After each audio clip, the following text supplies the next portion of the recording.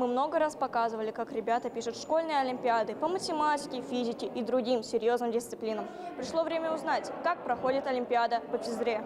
Гора новостей. В школе 109 имени Абдуллина. Здесь проходит второй муниципальный этап олимпиады по физре.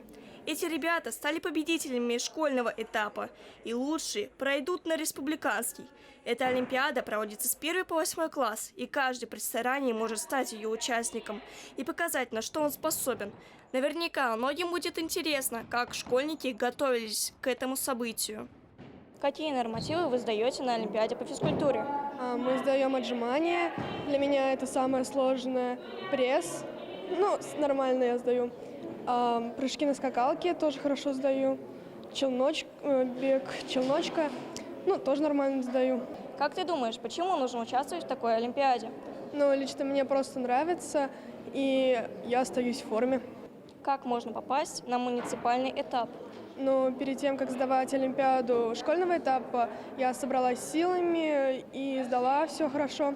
С нашей школы прошел мой одноклассник и я.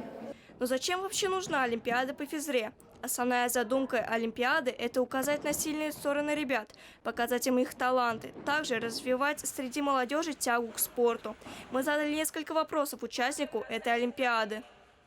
Какой ты можешь дать совет ребятам, которые будут сдавать олимпиаду на следующий год?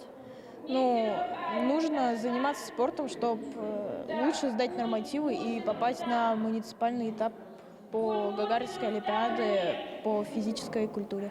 Нам в классе дали бумаги, где написаны предметы, по которым надо сдавать олимпиаду по Гагаринской.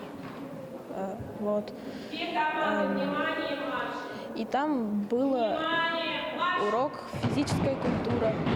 Как сложно сдавать эту олимпиаду? Для меня, в принципе, не сложно, так как я занимаюсь спортом. Из нашего класса в прошлом году сдавали человек 5. И прошло только я один и одна девочка. На олимпиаде по физре также есть свои задания, к которым тоже нужно готовиться. Бег, отжимания, подтягивания, прыжки и многие другие физические упражнения.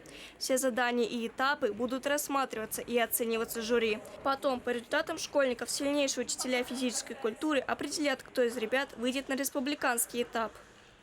Здесь важна не только сила и ловкость, но и знания. Да, управлять своим телом – это тоже наука. Поучаствовали в олимпиаде в качестве зрителей Ульяна Апарина, Тимур Кашаев. Специально для Горы новостей.